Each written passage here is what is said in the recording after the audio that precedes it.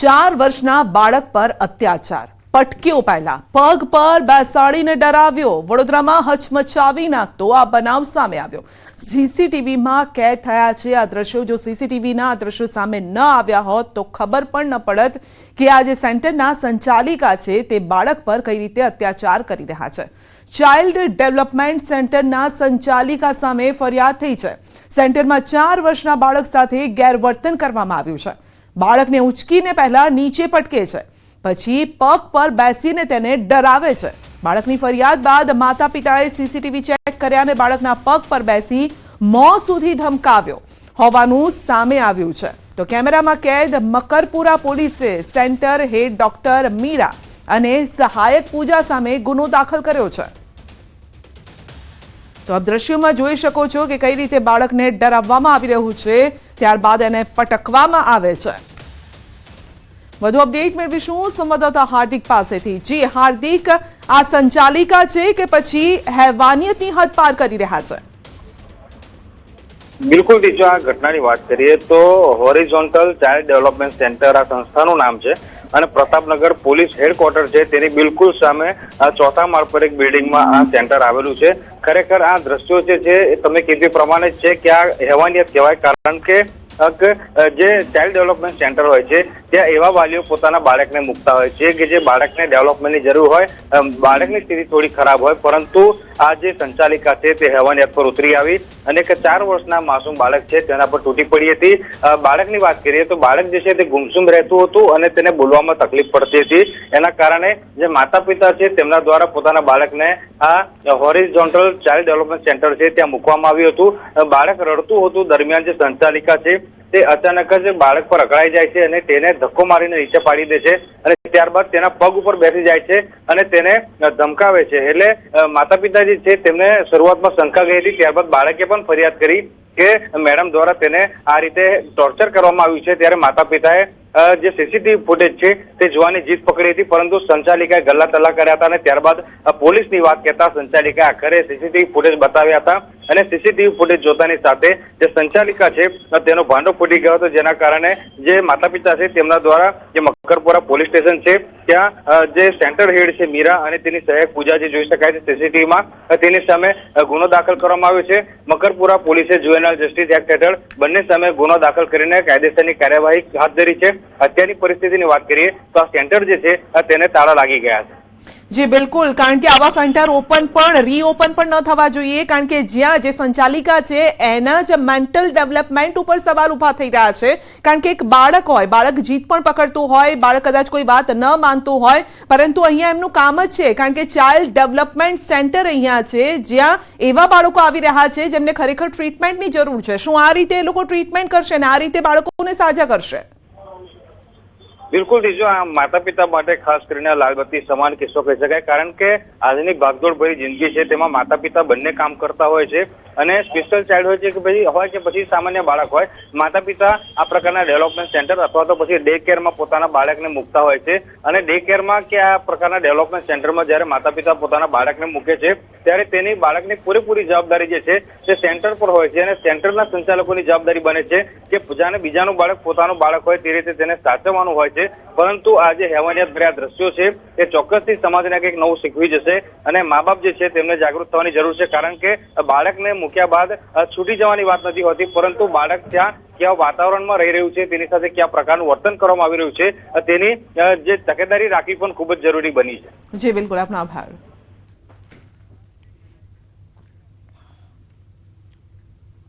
ગૃહપતિ પર બાળકો સાથે ગંદી હરકતની ફરિયાદ થઈ છે। રાજકોટના જસદણના આંબરડી ગામનો બનાવ છે।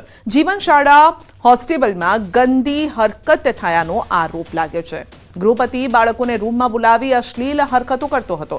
વિદ્યાર્થીઓએ હોસ્ટેલમાંથી વાલીઓને કર્યો હતો ફોન અને બાળકોએ વાલીઓને કરેલા ફોનની ઓડિયો ક્લિપ પણ વાયરલ થઈ છે। તો ગૃહપતિ કિશન ગાગડિયા, આચાર્ય રત્ના રાઘવાણી સામે ફરિયાદ થઈ છે।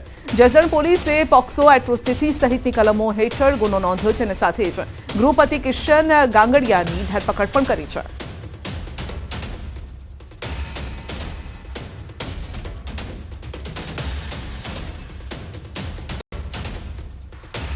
5 થી 6 છોકરાને અલગ સૂર આવે અને એ લોકોને ત્યાંના ગૃહપતિ કિશનભાઈ ગાંગડિયા સેક્સ્યુઅલ હરાસમેન્ટ કરે, રાત્રે 10 વાગ્યા પછી પોતાના રૂમમાં લઈ જાય અને જર્જરિત હોસ્ટેલ છે એમાં જ હુવરાવી 6 લોકોને અલગથી એના બાજુના રૂમમાં છે અને નીચે હુવરાવે.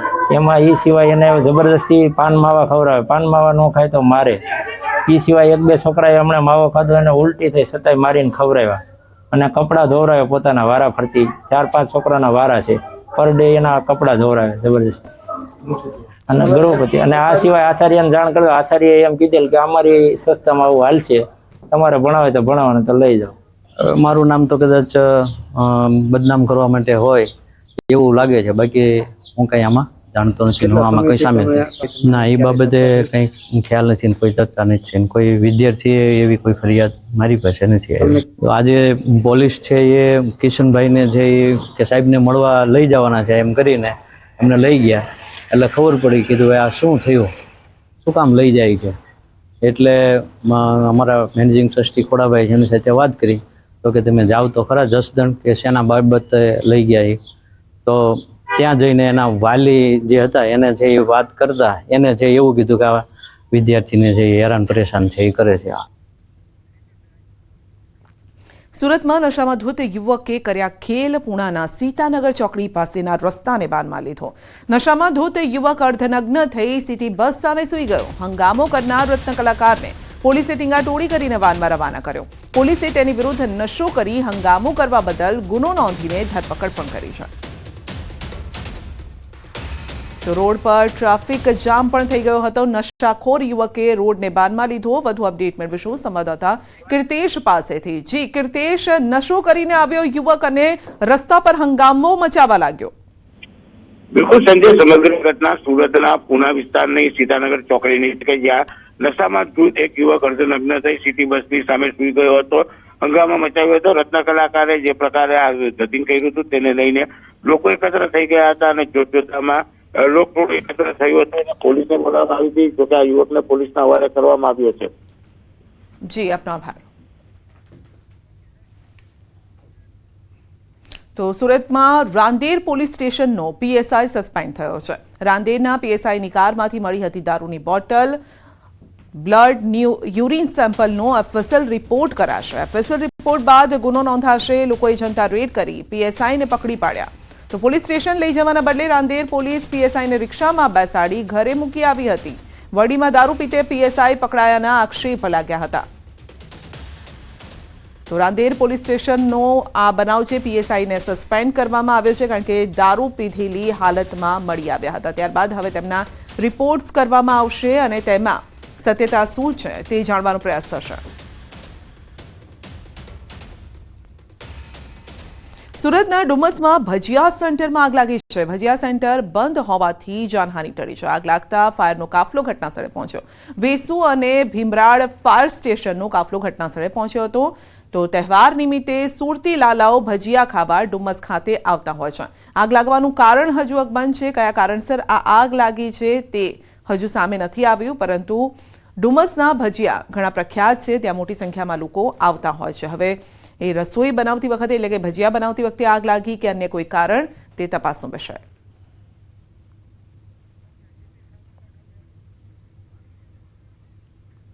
સાબરકાંઠા જિલ્લાના લોકોની સુવિધામાં વધારો. રેલવે વિભાગે મુસાફરોને વધુ એક નવી બ્રોડગેજ ટ્રેન ફાળવી છે, જેનો હિંમતનગર ઈડર રેલવે લાઇન પર ડીઝલ એન્જિનનો ટ્રાયલ કરવામાં આવ્યો. નવીન બ્રોડગેજ ટ્રેન જે હિંમતનગરથી ખેડ બ્રહ્મા વચ્ચે શરૂ થશે અને જેનું 80%થી વધુ કામ પૂર્ણ થઈ ગયું છે. તો ટૂંક સમયમાં આ ટ્રેન શરૂ થશે અને આ ટ્રેન થકી ઈડર, વડાલી તેમજ અંબાજીના દર્શન કરવા પણ સરળ બનશે.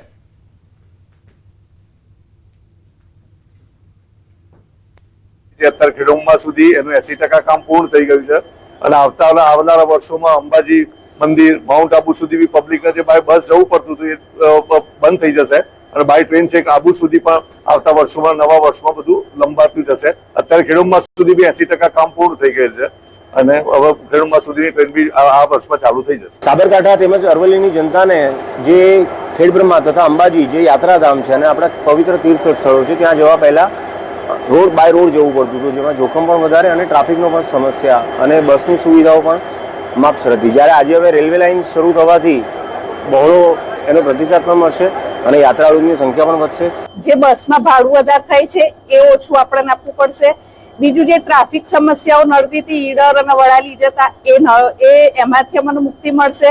લોકો ગરમીમાં પૂનમના વખતે જે દર્શન કરવા જતા હતા એ આપણે એસી ગાડીમાં જઈશું, સહેલાઈથી જવાશે અને છોકરાઓને આનંદ આવશે. બ્રોડગેજનું કામ જે થઈ રહ્યું છે હિંમતનગરથી ખેડબ્રહ્મા સુધીનું, એ આ વર્ષના અંત સુધીમાં પૂર્ણતાના આરે જઈ રહ્યું છે અને એનાથી ખૂબ મોટો લાભ એ આદિવાસી જનજાતીય વિસ્તારોમાં અને ખેડબ્રહ્મા જવાવાળા યાત્રાળુઓમાં પણ એમને ખૂબ મોટો ફાયદો થવા જઈ રહ્યો છે.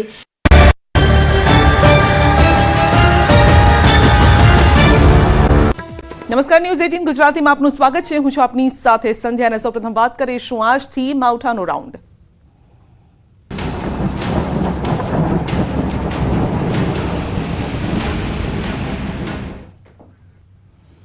આજથી 3 માર્ચ સુધી ગુજરાતના વાતાવરણમાં પલટો અને કમોસમી વરસાદની આગાહી છે. આગાહી પ્રમાણે દક્ષિણ ગુજરાતના કેટલાક ભાગોમાં હવામાનમાં પલટો આવશે. ડાંગ જિલ્લામાં વાતાવરણમાં પલટો આવશે. ગિરિમથક સાપુતારામાં પણ વાદળછાયું વાતાવરણ રહેશે.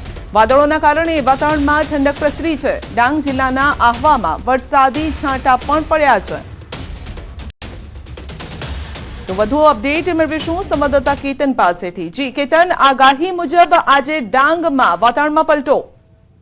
જી સંજય, ચોક્કસથી વાત કરો તો ગુજરાત સરકારના હવામાન ખાતાએ પણ માવઠા અને વરસાદની આગાહી કરી હતી. તદ ઉપરાંત હવામાન નિષ્ણાંત અંબાલાલ પટેલે પણ જે એપ્રિલની શરૂઆત અને માર્ચના એન્ડની અંદર 3 દિવસ માવઠું અને વરસાદ થવાની શક્યતાઓ જાહેર કરી હતી. જે અંતર્ગત સાપુતારા ખાતે ડાંગ જિલ્લાના વાતાવરણમાં પલટો જોવા મળ્યો છે અને ખાસ કરીને વાદળછાયું વાતાવરણ સાથે આહવા જે ડાંગ જિલ્લાનું વડુ મથક છે ત્યાં જે વહેલી સવારથી અમી છાંટાઓ પણ થવા પામ્યા હતા. ખેડૂતોમાં એક ચિંતાનો માહોલ જોવા મળી રહ્યો છે. ખાસ કરીને ડાંગ જિલ્લાની અંદર વરાઈ, નાગલી અને જે ડાંગરની ખેતી કરતા ખેડૂતોને હાલ પરિસ્થિતિ ખરાબ થાય એવી શક્યતાઓ છે. તો ભારે વરસાદ થાય તો ચોક્કસપણે ખેડૂતોને નુકસાન વેઠવાનો પણ વારો આવે એવી શક્યતાઓ હાલ વર્તાઈ રહી છે. જી, તો ડાંગ જિલ્લામાં અત્યારે વરસાદી માહોલ અત્યારે છવાયેલો છે. કાળા ડિબાંગ વાદળો આપ જોઈ શકો છો. કેતન, જાણે કે ચોમાસું આવી ગયું હોય તેવો અત્યારે અનુભવ પણ થતો હશે, કારણ કે કાળા ડિબાંગ વાદળો છવાયેલા છે. સ્વાભાવિક વાત છે, જે રીતે આપે પણ કહ્યું કે ખેડૂતોની ચિંતા વધેલી હશે. ચોક્કસથી વાત કરો, સાપુતારા ખાતે કાળા ડિબાંગ વાદળો વચ્ચે સૂર્યનારાયણના દર્શન પણ થવા પામ્યા નથી, જે અંતર્ગત વાતાવરણમાં ઠંડક પસરવા પામી છે. ખાસ કરીને જે આ શાકભાજી પકવતા અને જે રવિ પાકોને નુકસાનની ભીતિ સેવાઈ રહી છે હાલ થતી. જી જી, આપનો આભાર.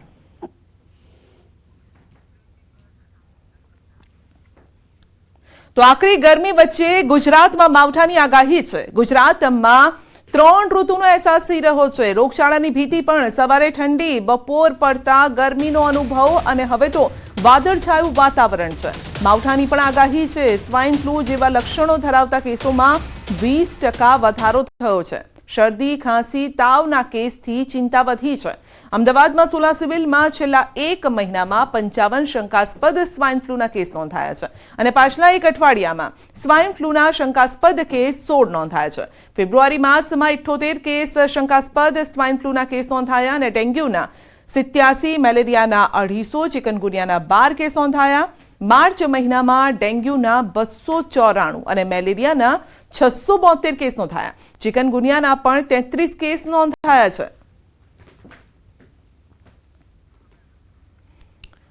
તો અત્યારે 3 ઋતુનો અટેક અત્યારે જોવા મળી રહ્યો છે. ટ્રિપલ અટેક ગુજરાત પર. સવારે હળવી ઠંડી લાગે છે, બપોર પડતા ગરમીનો અનુભવ થાય છે. પરસેવે રેપઝેપ થઈ જવાય તેવી ગરમી અને હવે તો માવઠાની આગાહી છે.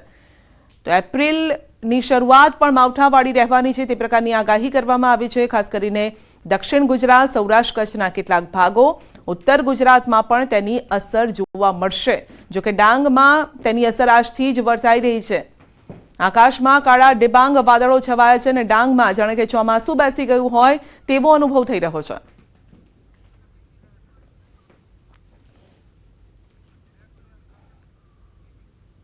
આગાહીકાર પરેશ ગોસ્વામીએ કરી છે મોટી આગાહી. ન્યૂઝ 18 પર બોલ્યા છે પરેશ ગોસ્વામી. વિસ્તાર તારીખ સાથે કરી છે વરસાદની આગાહી. જાણે તમારા વિસ્તારમાં ક્યારે પડશે વરસાદ તે પણ તમે જાણો. આ વર્ષે ચોમાસાનો વરસાદ કેવો રહેશે, કયા વિસ્તારમાં કેટલું તાપનું ટોર્ચર રહેવાનું છે, શું કહ્યું પરેશભાઈએ, સાંભળીએ.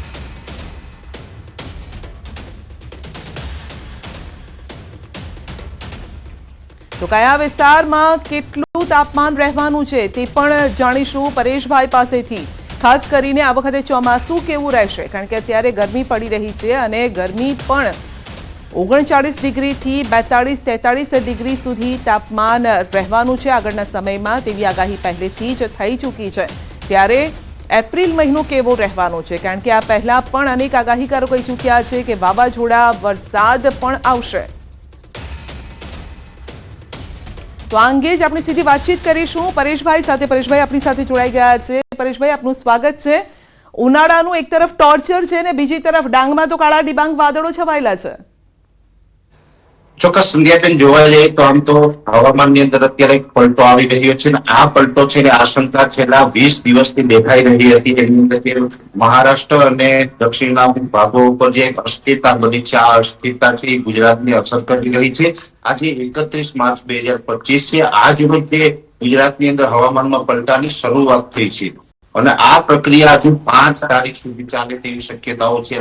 આજે 31 તારીખના રોજ દક્ષિણ ગુજરાતના ડાંગ, આહવા જેવા વિસ્તારો, નવસારી, વલસાડ, વાપી છે, એ તમામ વિસ્તારોની અંદર આજે 31 તારીખે હવામાનમાં પલટો જોવા મળશે. એ સાથે અમુક વિસ્તારોની અંદર ગાજવીજ સાથે થંડરસ્ટોર્મ પણ થઈ શકે છે, એટલે કે વરસાદી ઝાપટા પણ દક્ષિણ ગુજરાતની અંદર આજે પડવાની શક્યતાઓ છે. આવતીકાલથી ગુજરાતના વિસ્તારોની અંદર વધારો થશે, એટલે આવતીકાલથી જે વિસ્તારોમાં વધારો થશે જેમાં મધ્યપ્રદેશ બોર્ડર લાગુ વિસ્તારો છે, જેમાં અરવલ્લી હોય, મહીસાગર છે, દાહોદ, ગોધરા, છોટાઉદેપુર, આ તમામ વિસ્તારોની અંદર પણ આવતીકાલે હવામાનમાં પલટો જોવા મળશે અને ત્યાં 1 તારીખથી લઈ અને 5 તારીખ સુધી આ તમામ વિસ્તારોની અંદર ઝાપટા પડે તેવી શક્યતાઓ છે. એ સાથે સૌરાષ્ટ્રના પણ અનેક વિસ્તારો એવા છે કે જ્યાં 1 અને 2 તારીખ 2 દિવસ સુધી સૌરાષ્ટ્રમાં હવામાનમાં અસ્થિરતા જોવા મળશે. 1 અને 2 તારીખ દરમિયાન સૌરાષ્ટ્રના બોટાદ, ભાવનગર, અમરેલી, ગીર સોમનાથ, જુનાગઢ અને જે દક્ષિણ રાજકોટના ભાગો છે આ વિસ્તારોની અંદર ઘાટા વાદળ છવાશે અને અમુક વિસ્તારોની અંદર છૂટા છવાયા માવઠાના ઝાપટા પડે તેવી શક્યતાઓ છે. પશ્ચિમ સૌરાષ્ટ્રના જે ભાગો છે જેમાં દ્વારકા, જામનગર, પોરબંદર જેવા વિસ્તારો છે તેમાં છૂટાછવાયા વાદળછાયા વાતાવરણની શક્યતાઓ છે. પશ્ચિમ સૌરાષ્ટ્રમાં હાલ માવઠાની શક્યતાઓ દેખાતી નથી. એવી જ રીતે કચ્છ જિલ્લાની અંદર દરિયાઈ કાંઠાના વિસ્તારો હોય જેમાં અબડાસા હોય, માંડવી હોય, મુન્દ્રા હોય, કંડલા, ગાંધીધામ, આ જે દરિયાકાંઠાના વિસ્તાર છે તમામ વિસ્તારની અંદર સામાન્ય છૂટાછવાયા વાદળો જોવા મળશે અને કચ્છની અંદર એકંદરે તાપમાન ઊંચું રહેશે.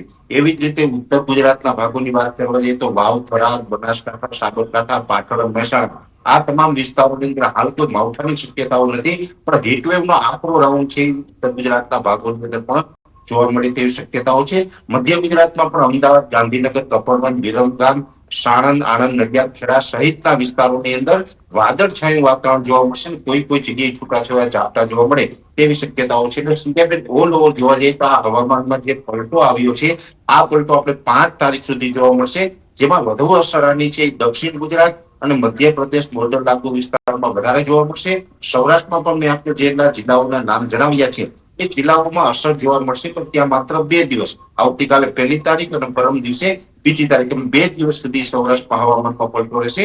બાકી દક્ષિણ ગુજરાત અને જે પૂર્વ ગુજરાતના ભાગો છે તેમાં 5 દિવસ સુધી આ પરિસ્થિતિનું નિર્માણ થશે અને અનેક જગ્યાએ થંડરસ્ટોર્મ એક્ટિવિટી પણ થાય તેવી શક્યતાઓ છે. જે વિસ્તારોની અંદર થંડરસ્ટોર્મ એક્ટિવિટી થશે ત્યાં ગાજવીજ અને પવનનું પ્રમાણ પણ થોડુંક રહી શકે છે. એટલે આ મુજબનું 5 તારીખ સુધી આપણા રાજ્યની અંદર હવામાનમાં અસ્થિરતા જોવા મળી શકે છે. જી પરેશભાઈ, આ જે આપણે આગાહી કરી છે એનાથી ખેડૂતોની ચિંતા વધી ગઈ હશે, કારણ કે 5 દિવસની આપ જે વાત કરી રહ્યા છો આ 5 દિવસ ખેડૂતોએ ખાસ સાચવવું પડશે.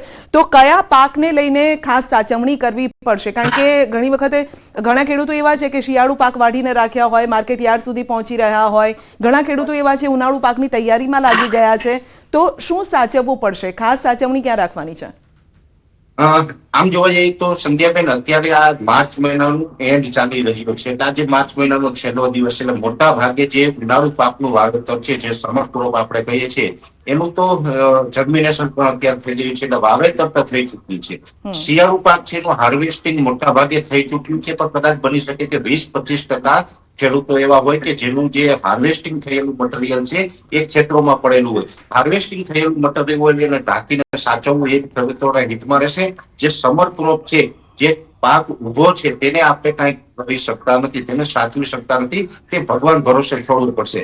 પણ સૌથી વધારે જે નુકસાનની ભીતિ છે એ આમાં આપણે લાંબા ગાળાના જે પાક કરીએ, બાગાયતી પાક છે, એમાં પણ અત્યારે જે કેરીનો પાક તૈયાર થઈ રહ્યો છે, આ કેરીના પાકની અંદર સૌથી વધારે નુકસાની થાય તેવી શક્યતાઓ છે. ને એમાં પણ જે રીતે આપણે ગીર સોમનાથ, અમરેલી અને જુનાગઢ જેવા વિસ્તાર છે એમાં પણ કેરીના બગીચાઓ જોવા મળે છે, અને દક્ષિણ ગુજરાતમાં પણ વલસાડ જિલ્લાની અંદર સૌથી વધારે આંબાના બગીચાઓ છે. એટલે આ જે આંબાના પાકો છે, જે કેરીનો પાક છે, તેને વધારે નુકસાન થાય તેવી શક્યતાઓ છે. શરૂઆતના દિવસમાં આંબાની અંદર જે ફ્લાવરિંગ આવ્યું હતું એ ખૂબ વધારે હતું, પણ પાછળથી એમાં જે અલ્ટરનેરિયા બ્લાઇટ નામની જે ડિઝીઝ આવી એને કારણે આંબાના પાકની અંદર ઓલરેડી અત્યાર સુધીમાં ઘણું બધું નુકસાન થઈ ચૂક્યું છે, અને હજુ પણ આ જો માવઠું પડશે તો આને કારણે પણ વધુ નુકસાન જાય તેવી શક્યતાઓ હાલ દેખાઈ રહી છે. જી પરેશભાઈ, કારણ કે ફક્ત માવઠું નહીં પરંતુ વાવાઝોડા જેવું સંકટ પણ આવવાનું છે, એ પ્રકારની આગાહી પણ આ પહેલેથી કરી ચૂક્યા છો કે જો જોરદાર પવન પણ ફૂંકાશે, તો એપ્રિલ મહિનો ડરામણો રહેવાનો છે આ વખતે ખેડૂતો માટે પણ? આમ જોવા જઈએ તો વાવાઝોડું છે ને એ જે દરિયાઈ વાવાઝોડા આવતા હોય છે એપ્રિલ મહિનામાં નથી હોતા. આમ તો મે મહિનાથી વાવાઝોડાની સિઝન ચાલુ થાય, મે મહિનાથી લઈ અને 15 જુલાઈ સુધી સાયક્લોન સિઝન ગણવામાં આવે છે. જે એપ્રિલ મહિનાની અંદર અત્યારે જે થાય છે એટલે થંડરસ્ટોર્મ એક્ટિવિટી કહેવામાં આવે છે, એટલે કે જે વરસાદ પડે છે ત્યારે થંડરસ્ટોર્મ એક્ટિવિટી થાય તો ત્યાં થોડી વાર માટે પવનની ઝડપ વધી જતી હોય છે.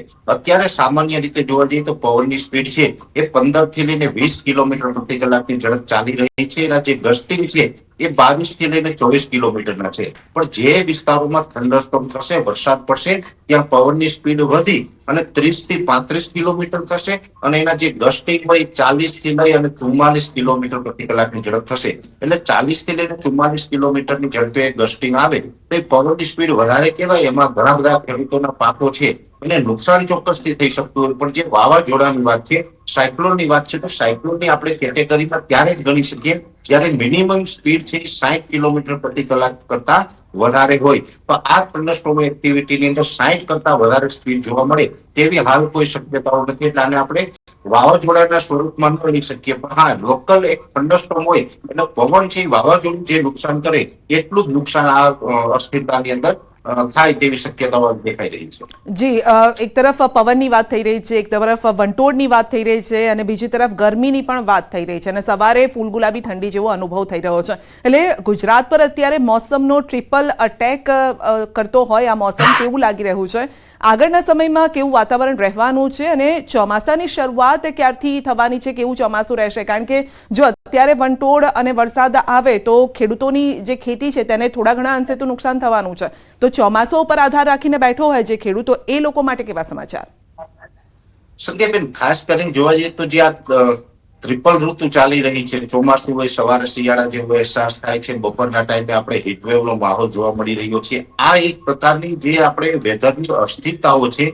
આમ જોવા જઈએ તો છેલ્લા 5 વર્ષથી આપણી વેધર સાયકલ ફોરવાય છે. જે વેધર સાયકલ ફોરવાય છે એમાં જે ડિસેમ્બર અને જાન્યુઆરી મહિનામાં ઉત્તર અને ઉત્તર પૂર્વના પવનો જોવા મળતા હોય છે, એ પછી જાન્યુઆરી પૂર્ણ થયા પછી 15 ફેબ્રુઆરીથી પવનો છે પશ્ચિમ અને ઉત્તર પશ્ચિમમાં થતા હોય છે. પણ આ હવામાનમાં જે વારંવાર આપણે દર વર્ષે અસ્થિરતા જોવા મળી રહી છે, જેને કારણે માર્ચ મહિના દરમિયાન પણ આપણે ઉત્તરના પવનો જોવા મળ્યા. સ્વાભાવિક રીતે અત્યારે કમજોર WD એટલે વેસ્ટર્ન ડિસ્ટર્બન્સ છે ઉત્તર તરફથી પસાર થતા હોય ને એમાં પણ ઉત્તરના પવનો જોવા મળે એટલે આપણે સવારના ટાઈમે ઠંડીનો અહેસાસ થતો હોય છે. એ મુજબ આ પવનની અસ્થિરતાને કારણે આપણે ઠંડીનો અહેસાસ થઈ રહ્યો છે. પણ અત્યારે ચોક્કસથી એવું લાગી રહ્યું છે કે ટૂંક સમયની અંદર લગભગ આપણે 10 થી 12 દિવસની અંદર આ ઠંડીનો અહેસાસ છે થતો બંધ થઈ જશે અને આપણે આકરો તાપ પડવાનો છે. જોકે આમ જોવા જઈએ તો છેલ્લા 5 વર્ષની અંદર 2 ઉનાળા એવા રહ્યા છે કે જેમાં વધારે પડતા આપણે ગરમી જોવા મળી હતી. એમાં 2020 હોય કે 2024 હોય, એ રેકોર્ડ પણ આ વર્ષે તૂટી શકે છે. કેમ કે આ વર્ષે ભલે સવારના ટાઈમે જે આપણે ઠંડીનો અહેસાસ થાય છે, પણ બપોરના ટાઈમે આપણે 40+ તાપમાન પણ જોવા મળી રહ્યું છે. અત્યારે પણ જે આ તાપમાનનો જે પારો ઊંચો આવ્યો છે, જેમાં 5 તારીખ સુધી રાજ્યમાં હવામાનમાં પલટો હશે. જે વિસ્તારમાં વાદળછાયું વાતાવરણ છે ત્યાં કદાચ ટેમ્પરેચર થોડુંક ડાઉન થાય, બાકી તમામ વિસ્તારોની અંદર તાપમાન 40+ જ રહેવાનું છે. એટલે હીટવેવ અત્યારે પણ ચાલવાની છે. એપ્રિલ મહિનામાં પણ 40 થી લઈને 43 ડિગ્રીની રેન્જમાં તાપમાન જોવા મળશે. એટલે એક પ્રકારે હવે જે ઠંડીનો અહેસાસ છે ને એમાંથી તો ચોક્કસ મુક્તિ મળશે અને હીટવેવ છે આપણે કન્ટિન્યુ રહેશે. એપ્રિલ અને મે મહિના દરમિયાન હજુ પણ 2 થી 3 રાઉન્ડની અંદર અસ્થિરતા આવે, માવઠાના ઝાપટા જોવા મળે તેવી પણ શક્યતાઓ છે. એટલે આ જે અત્યારે વેધર સાયકલ ચાલી રહી છે અને જે લાનીના અત્યારે સક્રિય થઈ રહ્યું છે, પ્રશાંત મહાસાગરનું તાપમાન છે એ નીચું આવી રહ્યું છે, એને કારણે જે આઈઓડી એટલે કે ઇન્ડિયન ઓશન ડાયપોલ છે પોઝિટિવ ફેઝમાં આવી રહ્યો છે. આ તમામ સંકેતો એવું સૂચવી રહ્યા છે કે આવનારું ચોમાસું 2025નું ચોમાસું છે એ 8 થી 10 દિવસ લેટ થશે, પણ નબળું નહીં થાય એ ચોક્કસથી છે. ચોમાસું ખૂબ સારું જ રહેશે, પણ 8 થી 10 દિવસનું ચોમાસું લેટ આવે. સામાન્ય રીતે 15 જૂને જે ગુજરાતની અંદર ચોમાસાનો પ્રવેશ થતો હોય છે અને જે ચોમાસાનો પ્રવેશ ગુજરાતમાં થાય એમાં એનો જે મુખ્ય દ્વાર છે એ વલસાડ જિલ્લો ગણવામાં આવે છે. વલસાડથી ચોમાસાની શરૂઆત થતી હોય છે, ત્યાં લગભગ આપણે 15 જૂન આસપાસ ચોમાસું પહોંચી જતું હોય છે. બની શકે કે 8 થી 10 દિવસ માટે ચોમાસું આ વર્ષે લેટ થાય એવી શક્યતા આગળની દેખાઈ રહી છે. જી બિલકુલ, આપનો આભાર અમારી સાથે જોડાવા બદલ. તો પરેશભાઈએ મોટી આગાહી કરી છે કે આ વખતે ચોમાસું 15 દિવસ લેટ આવી શકે છે. એટલું જ નહીં, હજુ તો હીટ વેવનો રાઉન્ડ આવવાનો બાકી છે, જે આવનારા લગભગ 5 થી 10 દિવસ બાદ હીટ વેવનો એક રાઉન્ડ આવશે. 10 દિવસ બાદ ઠંડી, જે સવારે આપણે થોડીક ફૂલ ગુલાબી ઠંડી જેવો અનુભવ થઈ રહ્યો છે, એ ઠંડી ઓછી થવાની છે. 5 એપ્રિલ સુધી માવઠા સમાન આ વાતાવરણ રહેવાનું છે. ડાંગમાં તો કાળા ડિબાંગ વાદળો અત્યારે છવાઈ ગયા છે. ક્યાંક છૂટો છવાયો વરસાદ, ઝાપટા છાંટા પડી શકે છે. ત્યારબાદ ઠંડી અને ગરમીનો અનુભવ થશે.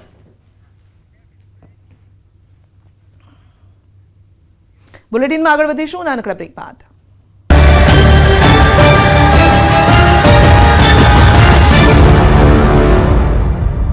દુનિયાનું ચૈત્રી નવરાત્રીને લઈને રાજ્યભરના યાત્રાધામ ભાવિક ભક્તોથી ઉંભરાઈ ગયા છે. અંબાજી સહિતના મોટાભાગના મંદિરોમાં શ્રદ્ધાળુ મોટી સંખ્યામાં ઉમટી પડ્યા છે. જય માતાજીના નાદથી મંદિરો ગુંજી ઉઠ્યા. ભક્તો દર્શન કરી ધન્ય થયા. ચૈત્રી નવરાત્રીને લઈને અંબાજીમાં હજારો ભક્તો દર્શનાર્થે પહોંચ્યા. વહેલી સવારથી શ્રદ્ધાળુઓની કતાર જોવા મળી. નવરાત્રીના પ્રથમ દિવસે મંગળા આરતીમાં ઉમટ્યા હતા ભક્તો. મંદિરને પણ ફૂલોથી શણગારવામાં આવ્યું હતું. સભા મંડપનો શણગાર આકર્ષણનું કેન્દ્ર બન્યો હતો. વહેલી સવારથી જય અંબેના નાદથી મંદિર ગુંજી ઉઠ્યા હતા. ચૈત્રી નવરાત્રીના ઘટ સ્થાપન વિધિમાં પણ લોકો ઉમટ્યા હતા. મંદિરના ભટજી મહારાજ દ્વારા વિધિનો પ્રારંભ કરાયો. મુખ્યમંત્રી ભૂપેન્દ્ર પટેલના પરિવારજનો પણ ઘટ સ્થાપન વિધિમાં જોડાયા. મુખ્યમંત્રીના ધર્મપત્ની તેમજ તેમના બહેને ઘટ સ્થાપન વિધિમાં બિરાજમાન થઈ ધન્યતા અનુભવી. સાથે મંદિર ટ્રસ્ટના અધિક કલેક્ટર પણ ઉપસ્થિત રહ્યા. ત્યારે ચૈત્રી નવરાત્રીમાં આજથી માતાજીના ચાચર ચોકમાં મા અંબાના નામની અખંડ ધૂનની શરૂઆત કરવામાં આવી. આ અખંડ ધૂન 9 દિવસ રાત અને 24 કલાક ઊભા પગે રાખવામાં આવશે. મહેસાણા જિલ્લાના 150 થી વધુ શ્રદ્ધાળુના સંગઠન દ્વારા આ પરંપરાને 83 વર્ષથી જાળવી રાખવામાં આવી છે. આ તરફ બહુચરાજી મંદિરમાં પણ ભક્તો ઉમટી પડ્યા. આજથી ચૈત્રી નવરાત્રીનો પ્રારંભ થતા બહુચરાજી મંદિરે સવારથી શ્રદ્ધાળુઓનો ધસારો જોવા મળ્યો.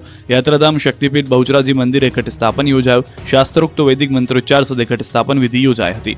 તો કચ્છમાં માતાના મઢ ખાતે ઘટ સ્થાપન સાથે નવરાત્રીનો